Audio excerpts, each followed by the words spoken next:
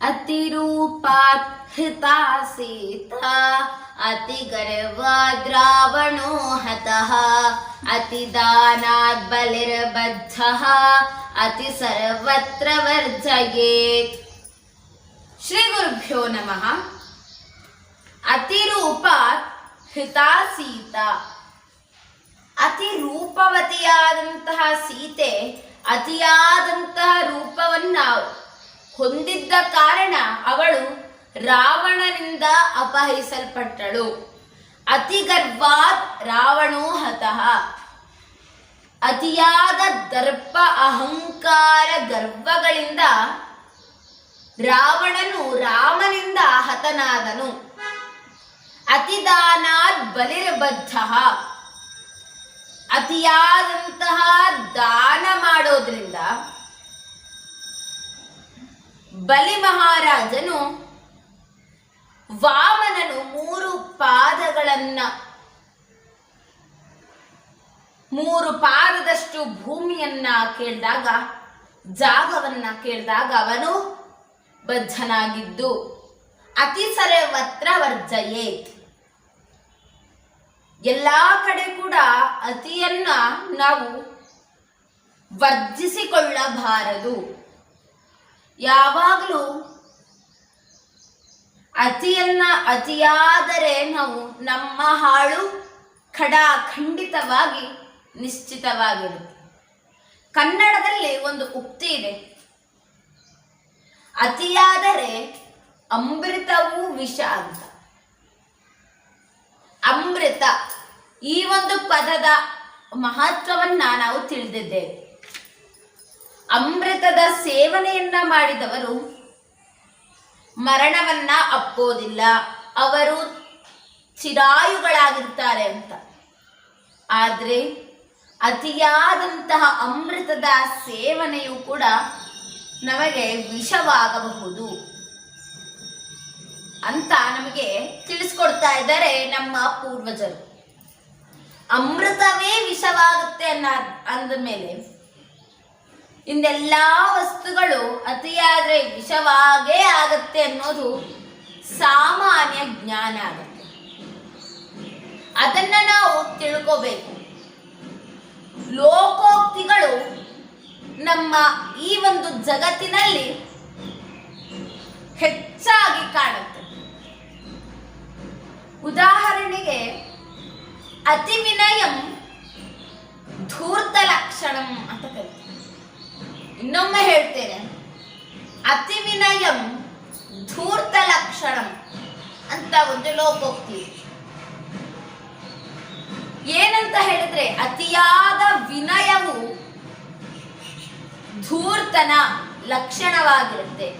ಯಾವ ಒಬ್ಬ ಮನುಷ್ಯ ಅತಿಯಾದ ವಿನಯವನ್ನ ಪ್ರದರ್ಶಿಸ್ತಾನೋ ಅವನಲ್ಲಿ ಧೂರ್ತನಿದ್ದಾನೆ, ಅವನು ಧೂರ್ತನಾಗಿದ್ದಾನೆ ಎಂಬ ಅರ್ಥವು ನಮಗೆ ತಿಳಿಯುತ್ತೆ. ಉದಾಹರಣೆಗೆ, ಒಂದು ಊರಿನಲ್ಲಿ, ಒಂದು ರಾಜ್ಯದಲ್ಲಿ ಒಂದು ದೊಡ್ಡ ಅರಮನೆ. ಆ ಅರಮನೆಯಲ್ಲಿ ರಾಜ, ಮಂತ್ರಿಗಳು, ಹಾಗೆ ಸೇವಕರು, ಕವಿಗಳು ಎಲ್ಲರೂ ಕೂಡ ವಸುಧೈವ ಕುಟುಂಬದಂತೆ ಬಾಳ್ತಾ ಇರ್ತಾರೆ. ಅಲ್ಲಿ ಒಬ್ಬ ಮಂತ್ರಿ ಬರ್ತಾನೆ, ರಾಜನ ಹತ್ರ ಬೇಡ್ಕೋತಾನೆ. ಏನಂತ ಹೇಳಿದ್ರೆ, ನನಗೆ ಯಾವುದೇ ರೀತಿಯಾದಂತಹ ಕೆಲಸವಿಲ್ಲ, ನಾನು ಮಂತ್ರಿಯ ಕೆಲಸವನ್ನ ಮಾಡ್ತೇನೆ ಅಂತ. ರಾಜ ಅದಕ್ಕೆ ಅಂಗೀಕರಿಸೋದಿಲ್ಲ. ನಿನ್ನನ್ನ ಪರೀಕ್ಷೆ ಮಾಡದೆ ಹೇಗೆ ನಾನು ಮಂತ್ರಿಯ ಪದವಿಯನ್ನ ಕೊಡಲಿ ಅಂತ ಪ್ರಶ್ನೆ ಮಾಡಿದಾಗ, ಆ ನೂತನವಾಗಿ ಬಂದಂತ ಆ ಮಂತ್ರಿ ಹೇಳ್ತಾನೆ, ನಾನು ನಿಮಗೆ ಯಾವುದೇ ರೀತಿಯಾದಂತ ದ್ರೋಹವನ್ನು ಮಾಡೋದಿಲ್ಲ, ಯಾವಾಗಲೂ ಕೂಡ ನಾನು ಒಳಿತನ್ನೇ ಮಾಡ್ತೇನೆ ಅಂತ ಹೇಳಿ ಮಾತನ್ನ ಕೊಟ್ಟು ಆ ಒಂದು ಸಂಸ್ಥಾನಕ್ಕೆ ಮಂತ್ರಿಯಾಗಿ ಸೇರ್ಪಡೆ ಆಗ್ತಾರೆ. ಪ್ರತಿದಿನ ಅವನ ಕೆಲಸ ರಾಜನಿಗೆ ಹಿತವಾಗುವಂತೆಯೇ ಇರುತ್ತೆ. ರಾಜನು ದಣಿದಿದ್ದಾಗ ಅವನಿಗೆ ನೀರನ್ನ ತಂದು ಕೊಡುವುದು, ಹಾಗೆ ರಾಜ್ಯದಲ್ಲಿ ಏನೇನು ಆಗ್ತಿದೆ ಅಂತ ಎಲ್ಲಾ ಮಂತ್ರಿಗಳಿಗೂ ಭಿನ್ನವಾಗಿ ಅವನು ಆ ಕೆಲಸವನ್ನ ಮಾಡುವಂತಹದ್ದು. ಹಾಗೆ ಮಂತ್ರಿ ಎಂಬ ಪದವಿಯನ್ನೂ ಊಹಿಸದೆ ರಾಜನಿಗೆ ಉಪಚರಿಸೋದು, ರಾಜನ ಕಾಲನ್ನ ಒತ್ತೋದು, ರಾಜನು ನಿದ್ರಿಸಿದ ನಂತರ ತಾನು ನಿದ್ರಿಸೋದು, ಹೀಗೆ ಮಾಡ್ತಾ ಇರ್ತಾನೆ. ರಾಜ ಬಂದ್ರೆ ವಿನಯವಾಗಿ ನಡ್ಕೋತಾ ಇರ್ತಾನೆ ಆ ಒಬ್ಬ ನೂತನ ಮಂತ್ರಿ. ಅತಿಯಾದಂತ ವಿನಯವನ್ನ ಆ ಮಂತ್ರಿ ರಾಜನಿಗೆ ತೋರಿಸ್ತಾ ಇರ್ತಾನೆ. ಆದ್ರೆ ಆ ರಾಜನಿಗೆ ಅತಿ ವಿನಯಂ ಧೂರ್ತ ಲಕ್ಷಣಂ ಎಂಬ ಲೋಕೋಕ್ತಿ ತಿಳಿದಿರೋದಿಲ್ಲ. ಇವನು ಪೂರ್ಣವಾಗಿ ಆ ಮಂತ್ರಿಯನ್ನ ಅಂಗೀಕರಿಸ್ತಾನೆ, ಅಂದ್ರೆ ನಂಬ್ತಾನೆ. ಈ ಮಂತ್ರಿ ಯಾವ ಕೆಟ್ಟ ಕೆಲಸಗಳನ್ನ ಕೆಟ್ಟ ಕಾರ್ಯಗಳನ್ನ ಮಾಡುವುದಿಲ್ಲ. ಇವನು ಒಳ್ಳೆಯ ಮಂತ್ರಿ ಅಂತ ನಿರ್ಧಾರ ಮಾಡಿ ಅವನು ಇನ್ನೂ ಹತ್ತಿರದ ಕೆಲಸಕ್ಕೆ ಅವನು ಆತನನ್ನ ಖಜಾಂಚಿಯಾಗಿ ಆ ಒಂದು ಸಂಸ್ಥಾನದ ಭಂಡಾರವನ್ನ ನೋಡಿಕೊಳ್ಳುವಂತಹ ಅರ್ಥೋಪಶುದ್ಧಿಯನ್ನ ನೋಡಿ ಅಲ್ಲಿ ಅರ್ಥಗಳನ್ನ, ಅಂದ್ರೆ ಅರ್ಥ ಅಂತ ಹೇಳಿದ್ರೆ ದುಡ್ಡು, ಸಂಪತ್ತು, ಆ ಸಂಪತ್ತನ್ನ ರಕ್ಷಿಸುವಂತಹ ಒಂದು ಪದವಿಗೆ ಇವನನ್ನ ಆಯ್ಕೆ ಮಾಡಲಾಗುತ್ತೆ. ಈ ನೂತನ ಮಂತ್ರಿ ಒಂದು 6 ತಿಂಗಳುಗಳ ಕಾಲ ಆ ಒಂದು ಕೆಲಸವನ್ನ ಅಚ್ಚುಕಟ್ಟಾಗಿ ಮಾಡ್ತಾನೆ, ವಿನಯದಿಂದ ಮಾಡ್ತಾನೆ. ಆದ್ರೆ ಅವನು 6 ತಿಂಗಳೊಳಗೆ ಆ ಅರಮನೆಯಿಂದ ಎಲ್ಲಾ ಸಂಪತ್ತನ್ನ ಅಪಹರಿಸುವುದ ಬಗೆ ಹೇಗೆ, ಅದನ್ನ ಹೇಗೆ ಅಪಹರಿಸಬಹುದು, ಹೀಗೆಲ್ಲ ಯೋಚನೆ ಮಾಡ್ತಾ ಇರ್ತಾನೆ. ಯೋಚನೆ ಮಾಡಿ ಅವನು 6 ತಿಂಗಳಾದ ನಂತರ ಎಲ್ಲಾ ಸಂಪತ್ತನ್ನ, ಅವನಿಗೆ ಬೇಕಾದಷ್ಟು ಸಂಪತ್ತನ್ನ ತೆಗೆದುಕೊಂಡು ಹೋಗಿರ್ತಾನೆ. ಇದು ರಾಜನಿಗೆ ತಿಳಿಯುತ್ತೆ, ಅವನೇ ನೂತನ ಮಂತ್ರಿಯೇ ಈ ಕೆಲಸವನ್ನ ಮಾಡಿದ್ದಾನೆ ಅಂತ ಅಂದಾಗ ರಾಜನಿಗೆ ಸಂಶಯ ಬರುತ್ತೆ. ಅಷ್ಟು ವಿನಯಪೂರ್ವಕವಾಗಿ ನನ್ನನ್ನು ಉಪಚರಿಸಿಕೊಂಡು ಇದ್ದಂತ ಆತ ಹೇಗೆ ಇಂತಹ ಕೆಲಸವನ್ನ ಮಾಡ್ತಾನೆ ಅಂತ ಪ್ರಶ್ನೆ ಮಾಡಿದಾಗ ಬುದ್ಧಿವಂತನೊಬ್ಬ ಹೇಳ್ತಾನೆ, ಅತಿ ವಿನಯಂ ಧೂರ್ತ ಲಕ್ಷಣಂ ಎಂದು. ರಾಜ, ಅವನು ನಿನಗೆ ವಿನಯವನ್ನ ತೋರಿಸಲಿಲ್ಲ, ಅತಿಯಾದ ವಿನಯವನ್ನ ತೋರಿಸಿದ ಕಾರಣ ನೀನು ಅದನ್ನೇ ನಿಜವಾದ ವಿನಯವೆಂದು ನೀನು ತಿಳಿದುಕೊಂಡು ನೀನು ಅವನನ್ನ ಪೂರ್ಣವಾಗಿ ನಂಬಿದೆ, ಅದಕ್ಕೆ ಇಂತಹ ಪರಿಸ್ಥಿತಿ ಒದಗಿ ಬಂದಿದೆ ಅಂತ. ಅವನಿಗೆ ಆಗ ಅರ್ಥ ಆಗುತ್ತೆ ಅತಿ ವಿನಯಂ ಧೂರ್ತ ಲಕ್ಷಣಂ ಅಂತ. ಹೀಗಿರ್ಬೇಕಾದ್ರೆ ಇನ್ನೊಂದು ಲೋಕೋಕ್ತಿಗಿದೆ. ಏನಂತ ಹೇಳಿದ್ರೆ ಅತಿ ಸ್ನೇಹ ಪಾಪಶಂಕಿ ಅಂತ. ಅತಿ ಸ್ನೇಹ ಪಾಪಶಂಕಿ. ಅತಿಯಾದ ಸ್ನೇಹವು ಕಳಮಳವನ್ನ ಉಂಟು ಮಾಡುತ್ತೆ. ಅದಕ್ಕೆ ಅತಿಯಾದ ಸ್ನೇಹ ಇರಬಾರದು. ಒಂದು ಶಾಲೆಯಲ್ಲಿ 2 ಸ್ನೇಹಿತರಿರ್ತಾರೆ. ಅವಳಿಗೆ ಇವಳು, ಇವಳಿಗೆ ಅವಳು, ಹೀಗೆ ಅತಿಯಾದ ಸ್ನೇಹವನ್ನ ಮಾಡಿರ್ತಾರೆ. ಒಂದು ದಿನ ಸೌಂದರ್ಯ ಎನ್ನುವ ಸಖಿ ಗೆಳತಿ ಬೇರೆಯವಳಿಗೆ, ಸಾವಿತ್ರಿ ಎನ್ನುವವಳಿಗೆ ಮೋಸ ಮಾಡಿರ್ತಾರೆ. ಹೀಗಿರ್ಬೇಕಾದ್ರೆ ಈ ವಿಷಯ, ಮೋಸ ಮಾಡಿರುವ ವಿಷಯ ಎಲ್ಲರಿಗೂ ತಿಳಿಯುತ್ತೆ. ಆದ್ರೆ ಅದು ಯಾರು ಮಾಡಿರುವುದು ಅಂತ ತಿಳಿದಿರೋದಿಲ್ಲ. ಅವರು ಎಲ್ಲ ಕಡೆ ಕೂಡ ಅದನ್ನ ಸಂಶೋಧನೆ ಮಾಡ್ತಾ ಇರ್ತಾರೆ. ಈ ಶಾಲೆಯಲ್ಲಿ ಯಾವ ಮಕ್ಕಳು ಈ ಕೆಲಸವನ್ನ ಮಾಡಿದ್ದಾರೆ ಅಂತ ಎಲ್ಲರೂ ಕೂಡ ಆ ಕೆಲಸವನ್ನ ಯಾರು ಮಾಡಿದ್ರು ಅಂತ ಯೋಚನೆಯನ್ನ ಮಾಡ್ತಾ ಇರ್ತಾರೆ. ಆದ್ರೆ ಸೌಂದರ್ಯಾಳ ಗೆಳತಿಯಾದಂತಹ ಪ್ರಣೀತಾಳಿಗೆ ಸೌಂದರ್ಯಾಳೇ ಈ ಕೆಲಸವನ್ನ ಮಾಡಿರೋದು ಅಂತ ತಿಳಿದಿರುತ್ತೆ. ಆದ್ರೆ ಪ್ರಣೀತಾಳಿಗೆ ಈ ಒಂದು ಮೋಸವನ್ನ ನಾನು ಶಿಕ್ಷಕರಿಗೆ ಹೇಳಬೇಕೋ ಬೇಡವೋ, ಹೇಳಿದ್ರೆ ನಮ್ಮಿಬ್ಬರ ಸ್ನೇಹ ಮುರಿದು ಹೋಗುತ್ತೋ ಏನಾಗುತ್ತೋ ಅಂತ ಏನೂ ಹೇಳದೇನೆ ಶಿಕ್ಷಕರಿಗೆ ದ್ರೋಹವನ್ನ ಮಾಡ್ತಾಳೆ. ಅದಕ್ಕೆ ಹೇಳೋದು ಅತಿ ಸ್ನೇಹ ಪಾಪಶಂಕಿ ಅಂತ. ಇನ್ನೊಂದು ಲೋಕೋಕ್ತಿ ಇದೆ, ಚಾಣಕ್ಯ ನೀತಿಯದ್ದು. ಅತ್ಯುಪಚಾರ ಶಂಕಿತವ್ಯ ಅಂತ. ಅತಿಯಾದ ಉಪಚಾರವನ್ನ ಮಾಡಿದ್ರೆ ಅದು ಸಂದೇಹವನ್ನ ಉಂಟು ಮಾಡುತ್ತೆ, ಸಂದೇಹಾರ್ಹ. ಅದಕ್ಕೆ ಅತಿಯಾದ ಉಪಚಾರವನ್ನ ಮಾಡುವವರನ್ನ ಎಲ್ಲರೂ ಕೂಡ ಸಂದೇಹ ಮಾಡ್ತಾರೆ. ಅವರು ಒಳ್ಳೆಯವರ, ಅವರು ಕೆಟ್ಟವರ, ಅವರು ಶುದ್ಧ ಮನಸ್ಸಿನಿಂದ ಉಪಚಾರವನ್ನ ಮಾಡ್ತಾ ಇದ್ದಾರಾ, ಹೀಗೆ ಯೋಚನೆಯನ್ನ ಮಾಡ್ತಾರೆ. ಒಂದು ಪುಟ್ಟ ಮನೆ ಇರುತ್ತೆ. ಆ ಮನೆಯಲ್ಲಿ 4 ಜನ ಇರಬೇಕಾದ್ರೆ ಅವರು ತಮ್ಮ ಕೆಲಸವನ್ನ ತಾವು ಮಾಡ್ಕೊಳ್ತಾ ಹೋಗ್ತಾ ಇರ್ತಾರೆ. ಈ ಒಂದು ಸಮಯದಲ್ಲಿ ಆ ಮನೆಯ ಯಜಮಾನನ ಅಣ್ಣ, ಮಕ್ಕಳಿಗೆ ದೊಡ್ಡಪ್ಪ ಮತ್ತೆ ಅವರ ಕುಟುಂಬದವರು ಬರ್ತಾರೆ. ಬಂದು ಮಧ್ಯಮ ವರ್ಗದ ಪುಟ್ಟ ಮನೆಯನ್ನ ಹೊಂದಿ ಒಂದು ಕಾರನ್ನ ಇಟ್ಟುಕೊಂಡು ಅಲ್ಪ ಸ್ವಲ್ಪ ಕೆಲಸಗಳನ್ನ ಮಾಡ್ತಿರುವಂತಹ ತಮ್ಮನ ಮನೆಗೆ ಬರ್ತಾರೆ. ತಮ್ಮನ ಮನೆಗೆ ಬಂದು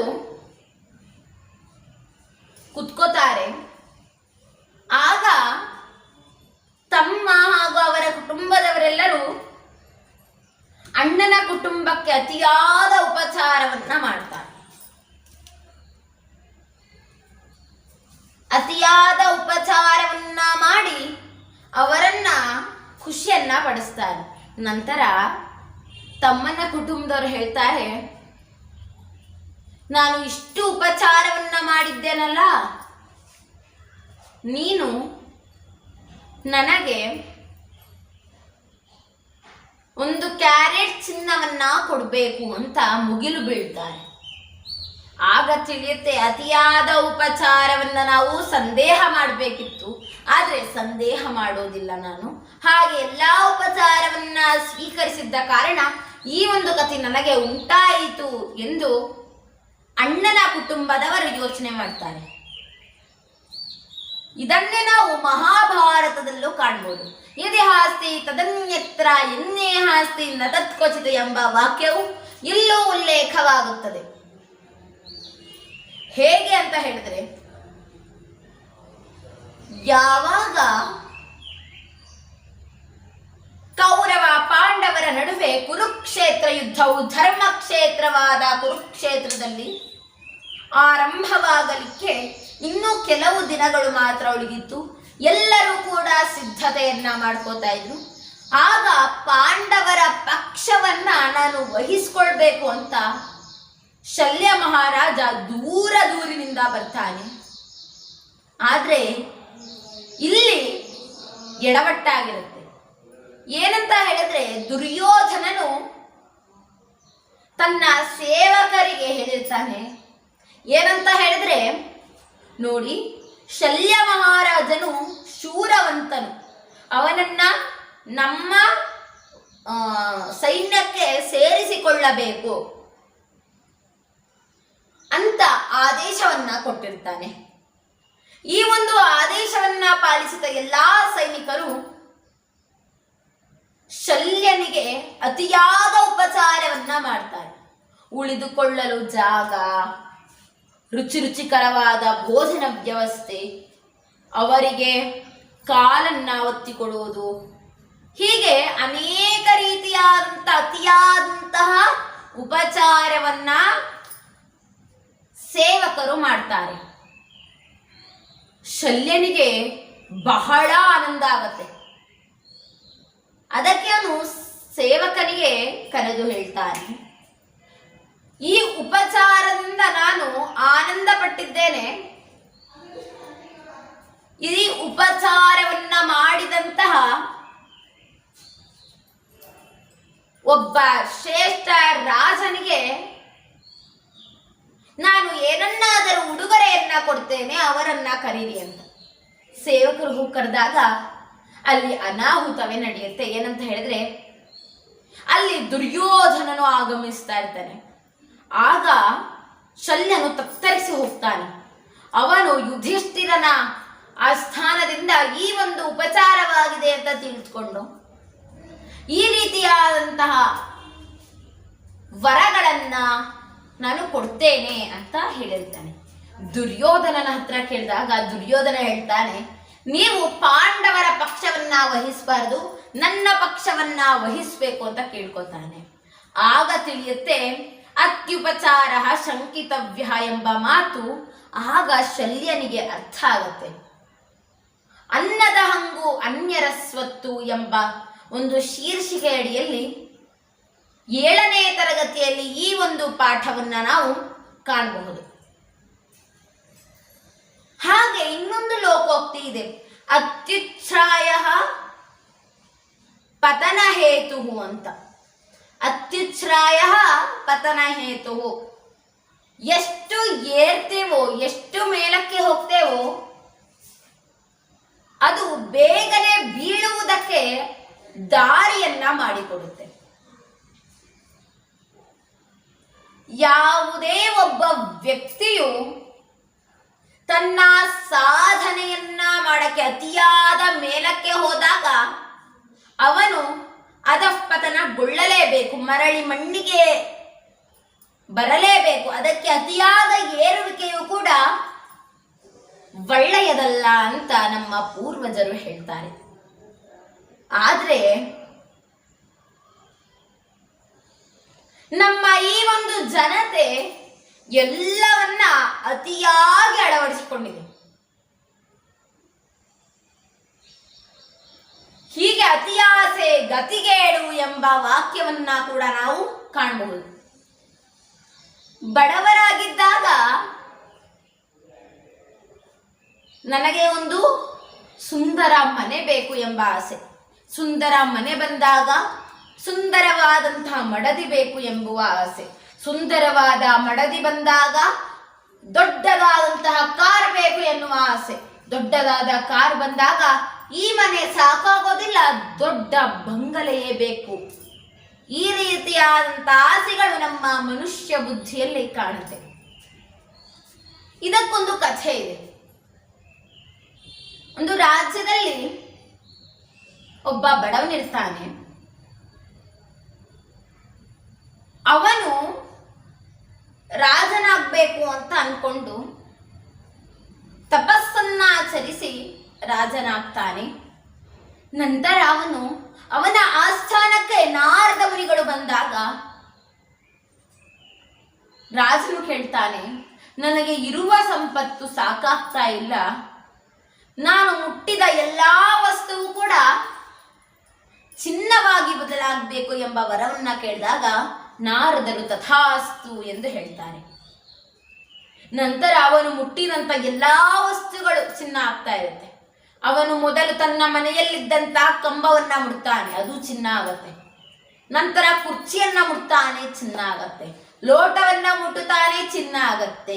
ಹಾಗೆ ತಟ್ಟೆಯನ್ನ ಮುಟ್ಟುತ್ತಾನೆ, ಚಿನ್ನ ಆಗತ್ತೆ. ಹಾಗೆ ಮಂಚವನ್ನ ಮುಟ್ಟುತ್ತಾನೆ, ಚಿನ್ನ ಆಗತ್ತೆ. ಇಡೀ ಮನೆಯ ಚಿನ್ನದಾಗಿ ಬದಲಾವಣೆ ಆಗತ್ತೆ. ನಂತರ ಆ ರಾಜನಿಗೆ ಹೊಟ್ಟೆ ಎಸಿ ತಡೆಯಕ್ಕಾಗೋದಿಲ್ಲ. ಬುಭುಕ್ಷಿತನಾದಂತ ಆತನು ಭೋಜನವನ್ನ ಸ್ವೀಕರಿಸಲು ಅನ್ನವನ್ನ ಸ್ಪರ್ಶಿಸ್ತಾನೆ. ಅನ್ನವೂ ಕೂಡ ಚಿನ್ನದ್ದಾಗತ್ತೆ. ನೀರನ್ನಾದರೂ ಕುಡಿದು ಬದುಕೋಣ ಅಂತ ಅನ್ಕೋತಾನೆ, ನೀರು ಕೂಡ ಚಿನ್ನದ್ದಾಗತ್ತೆ. ಇಷ್ಟು ನಡೀತಾ ಇರ್ಬೇಕಾದ್ರೆ ಅವನ ಮಗಳು, ರಾಜನ ಮಗಳು ಆಟವನ್ನಾಡಿ ರಾಜನ ತೊಡೆಯ ಮೇಲೆ ಕುತ್ಕೋತಾಳೆ. ಮಗಳು ಕೂಡ ಚಿನ್ನವಾಗ್ತಾಳೆ. ಆಗ ಅನ್ಸತ್ತೆ ಅತಿ ಆಸೆ ಗತಿಗೇಡು. ಈಗ ನನಗೆ ತಿನ್ನಲು ಕೂಡ ಅನ್ನವಿಲ್ಲ. ಅದಕ್ಕೆ ಅವನು ನಿರ್ಧರಿಸ್ತಾನೆ, ಚಿನ್ನಕ್ಕಿಂತ ಅನ್ನವೇ ಮೇಲು ಅಂತ ಅನ್ಕೊಂಡು ಮತ್ತೆ ನಾರದ ಮುನಿಗಳನ್ನ ಕರೆದು ನನಗೆ ಈ ವರ ಬೇಡ ಅಂತ ವಾಪಸ್ ತಗೊಳ್ಳಕ್ಕೆ ವಿನಂತಿಸಿಕೊಳ್ಳುತ್ತಾನೆ. ಅದಕ್ಕೆ ಅತಿ ಆಸೆ ಗತಿಗೇಡು ಎಂಬುದು ಕೂಡ ಸತ್ಯವಾಗತ್ತೆ. ಹಾಗೆ ಇನ್ನೊಂದು ಕಥೆಯನ್ನು ಕೂಡ ನೋಡ್ಬೋದು. ಒಬ್ಬ ದೇವರ ಹತ್ತಿರ ಹೋಗಿ ಕೇಳ್ತಾನೆ, ನಾನು ತುಂಬಾ ಬಡವನಾಗಿದ್ದೇನೆ, ನನಗೆ ಒಂದು ಮನೆಯನ್ನ ಕೊಡು ಅಂತ. ಮನೆಯನ್ನ ಕೊಡ್ತಾನೆ. ಮತ್ತೆ ದೇವರ ಹತ್ರ ಕೇಳ್ತಾನೆ, ಇಲ್ಲಿ ಕೇವಲ ಒಂದೇ ಕೊಠಡಿ ಇದೆ, 4 ಕೊಠಡಿ ಬೇಕು ಅಂತ. ಅದನ್ನ ಕೊಡ್ತಾನೆ. ಸುಂದರವಾದ ಮಡದಿ ಬೇಕು ಅಂತ ಕೇಳ್ತಾನೆ, ಅದನ್ನ ಕೊಡ್ತಾನೆ. ಸುಂದರವಾದಂತಹ ವಾಹನ ಬೇಕು ಅಂತಾನೆ, ಅದನ್ನ ಕೊಡ್ತಾನೆ. ಹೀಗೆ ಅನೇಕ ಆಸೆಗಳನ್ನ ಪೂರೈಸಿಕೊಳ್ಳುತ್ತಾ ಹೋದಂತ ಆತ ಕೊನೆಗೆ ಅವನಿಗೆ ಸಾಕಾಗಿ ಇವೆಲ್ಲವೂ ಬೇಡ ಎಂದು ಆ ರಾಜ್ಯವನ್ನೇ ತೊರೆದು ಹೋಗ್ತಾನೆ. ಅದಕ್ಕೆ ಅತಿಯಾದ ಆಸೆಯನ್ನ ನಾವು ಎಂದೂ ಕೂಡ ಪಡಬಾರದು. ಆದ್ರೆ ಈ ಒಂದು ಕೆಲವೊಂದು ಜನರಿಗೆ ಯಾವುದೂ ಕೂಡ ಅರ್ಥ ಆಗೋದಿಲ್ಲ. ಏನು ಹೇಳಿದ್ರೂ ಕೂಡ ಅರ್ಥ ಆಗುವುದಿಲ್ಲ. ಎಲ್ಲವೂ ಬೇಕು, ಎಲ್ಲವೂ ನನ್ನದೇ. ಮಮೇತಿ ಪರಮಂ ದುಃಖಂ ನ ಮಮೇತಿ ಪರಂ ಸುಖಂ ದ್ವೇಹಿ ಬಂಧಸ್ಯ ಲೋಕಸ್ಯ ಮಮೇತಿ ನ ಮಮೇತಿ ಚ. ನನ್ನದೆಂಬುದು ಪರಮವಾದಂತಹ ದುಃಖ, ಅದಕ್ಕಿಂತ ಹೀನವಾದಂತಹ ದುಃಖ ಇನ್ನೊಂದಿಲ್ಲ. ನನ್ನದಲ್ಲ ಎಂಬುದು ಪರಮವಾದಂತಹ ಸುಖ, ಅದೇ ಶ್ರೇಷ್ಠವಾದಂತಹ ಸುಖ. ಯಾವಾಗ ನನ್ನದೇ ಅಲ್ಲ ಎಂಬುದಿರುತ್ತೋ ಆಗ ಮೋಕ್ಷಕ್ಕೆ ದಾರಿಯಾಗತ್ತೆ. ಅದಕ್ಕೆ ನಾವು ಯಾವಾಗಲೂ ಕೂಡ ಮೋಹವನ್ನ ತ್ಯಜಿಸಿ ಅತಿಯಾದ ಆಸೆಯನ್ನ ಇಟ್ಟುಕೊಳ್ಳದೆ ಯಾವಾಗ ಬದುಕ್ತೇವೋ ನಮ್ಮ ಜೀವನ ಸಾರ್ಥಕ ಆಗತ್ತೆ. ಹಾಗೆ ಅಜ್ಞಾನವರ ಷಂಡಸ್ಯ ಪ್ರಸುಪ್ತೋ ನರಗರ್ಧಭಃ. ಅಜ್ಞಾನವರ ಷಂಡಸ್ಯ ಪ್ರಸುಪ್ತೋ ನರಗರ್ಧಭಃ ಕಸ್ಸಮರ್ಥ ಪ್ರಬೋಧುಂ ತಂ ಜ್ಞಾನಭೇರಿ ಶತೈರಪಿ ಅಂತ ಹೇಳ್ತಾರೆ. ಯಾರು ಅಜ್ಞಾನವೆಂಬ ವೇಷವನ್ನ ಧರಿಸಿಕೊಂಡು ಸುಪ್ತಾವಸ್ಥೆಯಲ್ಲಿ ಮಲಗ್ತಾರೋ ಅವರನ್ನ ಯಾವುದೇ ರೀತಿಯಾದಂತ ಜ್ಞಾನ ಎಂಬ ನಗಾರಿ ಭೇರಿ ನಾದಗಳು ಆ ಅಜ್ಞಾನದಿಂದ ಸುಪ್ತಾವಸ್ಥೆಯಲ್ಲಿರುವಂತಹ ಮನುಷ್ಯನನ್ನ ಎಬ್ಬಿಸಲು, ಎಚ್ಚರಗೊಳಿಸಲು ಸಾಧ್ಯವಿಲ್ಲ ಅಂತ ಹೇಳ್ತಾರೆ. ಅದಕ್ಕೆ ನಾವು ಜ್ಞಾನವನ್ನ ಅಳವಡಿಸ್ಕೊಳ್ಬೇಕು. ನಮಗೆ ಮೊದಲು ತಿಳಿಯಬೇಕಾದಂತ ಜ್ಞಾನ ಏನಂತ ಹೇಳಿದ್ರೆ, ಅತಿ ಆಸೆ ಗತಿಗೇಡು, ಅತಿ ಆದರೆ ಅಮೃತವು ವಿಷ. ಅತಿಯಾದಂಥದ್ದನ್ನ ನಾವು ನಮ್ಮ ಜೀವನದಲ್ಲಿ ಅಳವಡಿಸಿಕೊಳ್ಳಬಾರದು. ನಮಗೆಲ್ಲರೂ ಗೊತ್ತಿದೆ, ನಾವು ಒಂದಲ್ಲ ಒಂದು ದಿನ ಮರಳಿ ಮಣ್ಣಿಗೆ ಹೋಗಲೇಬೇಕು. ಆಗ ಯಾವ ವಸ್ತುಗಳು ನಮ್ಮ ಜೊತೆ ಬರಲಾರವು ಅಂತ. ಎಷ್ಟು ಬೇಕೋ ಅಷ್ಟು ಮೋಹವನ್ನ ಇಟ್ಕೊಂಡು, ಅತಿಯಾದ ಮೋಹವನ್ನ ಇಟ್ಕೊಳ್ದೇನೆ ಬದುಕಿದ್ರೆ ನಮ್ಮ ಜೀವನ ಸಾರ್ಥಕ ಆಗತ್ತೆ, ನಮ್ಮ ಬಾಳು ಬಂಗಾರವಾಗುತ್ತೆ ಅಂತ ಹೇಳ್ತಾ ನನ್ನ ಮಾತಿಗೆ ಪೂರ್ಣ ವಿರಾಮವನ್ನ ಕೊಡ್ತೇನೆ. ಧನ್ಯವಾದಗಳು.